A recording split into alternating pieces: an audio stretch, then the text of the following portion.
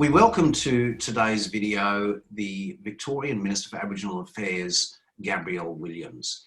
Gabrielle, thanks so much for joining us on this program, and we look forward to some of the responses you have to demystify a fair bit about local government for Aboriginal people. So welcome, and how are you faring in these strange times? No, thank you for having me, and I'm faring okay, probably the same way most others are, a little bit perplexed and sometimes tired, and we'd all wish it wasn't this way, but unfortunately these are the circumstances we're in and we make the most of them. Indeed. Minister, let's get right into it. I realise that you're quite time poor. Now, the first question is that from the state government's perspective, what are some of the benefits for Victoria as a state and local government areas that could arise from greater numbers of Aboriginal and Torres Strait Islander councillors?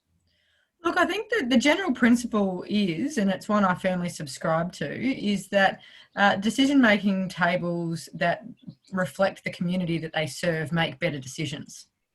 We've got an incredibly diverse community here in Victoria and indeed in Australia, and having that represented around those decision-making tables so that those decisions best reflect the diversity of need and the diversity of experience is incredibly important. And that could not be any more true of Aboriginal Victorians who have, as we know, been discriminated against and disadvantaged for so long that I think that only highlights how important it is to have Aboriginal voice in all levels of government, at all decision-making tables. So, well, not only are the decisions better for Aboriginal people, but so that the rest of the community can better understand Aboriginal history, culture and experience as well, which I think is fundamental to this process of reconciliation. Now, self-determination is crucial to Aboriginal and Torres Strait Islander people, crucial to them and crucial for them. So how would you consider that the increased representation across local governments in Victoria would work towards greater levels of self-determination?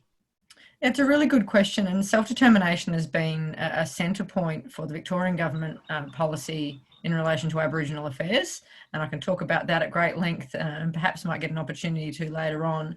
But having Aboriginal voice at all levels of government is critical to self-determination because it inbuilds that voice into decision making, as I've said. And if you've got those, by having Aboriginal voices in all their diversity as well,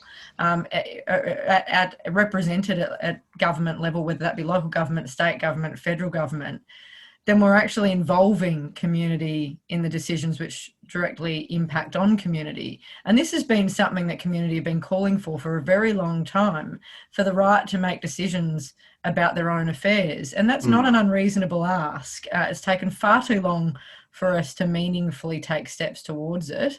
And so in that sense, I think representation within government structures is very important. It's not everything, but it is a part of the overall story of self-determination and the overall solution to getting better outcomes for Aboriginal Victorians. The reality is that over the past several hundred years, the history of this country, the bloody history of this country, has quite literally forced a distrust of government upon Aboriginal and Torres Strait Islander people. And a direct result of this is the underrepresentation that we see right now on voting rolls and in government at all levels. So what have you seen governments do to build higher levels of trust? In other words, I think take a bit of the whiteness out of the Westminster system. It's really important, I think, as a starting point, that we acknowledge that distrust is born out of a very real injustice.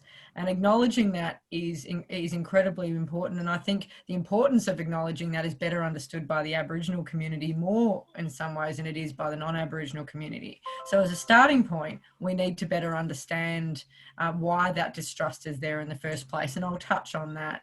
But flowing from that are a number of other initiatives that we can embark upon, and we are embarking upon, and they go to things like the certain programs that exist to support Aboriginal representation.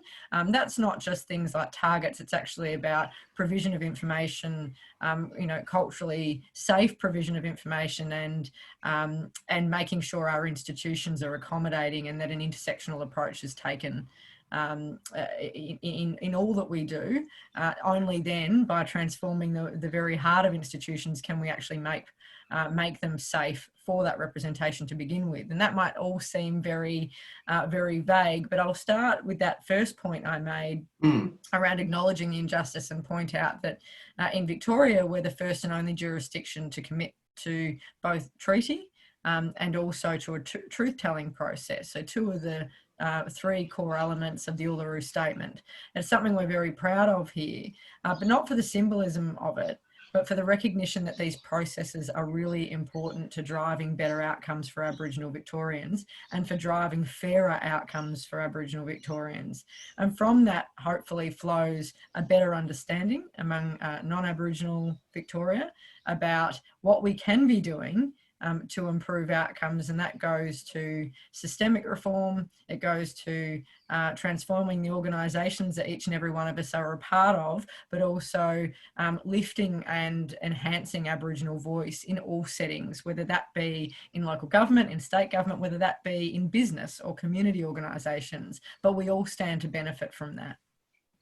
Minister, one last question, because we've got about 2 minutes before we need to shoot off to your next meeting, and that is that, well, as a politician, you've done it quite tough because you were young, you were female. What's some advice that you might have, political campaigning advice, some of the secrets that you might give to our mob who are seeking to gain election in these very strange times and also really going against the norm? Yeah, no, that's, look, there's lots of advice that I was given, some of which I took up, some of which I didn't and regret not taking up. But I think the most important, thing is to be familiar with the process, learn about what it involves, the systems that you're entering into, find a good mentor or mentors. Speak to people who have been there or tried to traverse that journey and talk to them about their experiences, get their guidance. Sometimes somebody else's experience is the best teacher that you can have, only second to your own experience.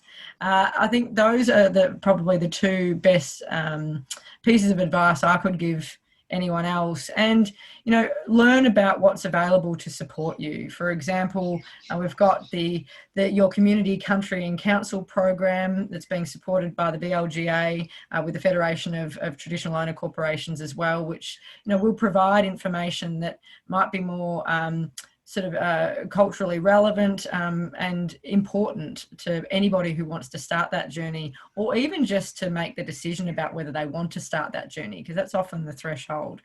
The other final piece of advice I would give is do it your own way. You don't have to be the sort of representative everybody else is. Sometimes we sort of feel like we've got to mould ourselves into a cookie cutter, but you don't have to. And often we're better served if you just do leadership, if you be a representative the way that feels most comfortable to you and the way that feels most true to yourself. By doing that, you will be a much better representative than you will by trying to be what other people tell you should be. Minister Gabrielle Williams, thank you so much indeed for sparing the time and coming onto our program. Thank you very much for having me, Charles.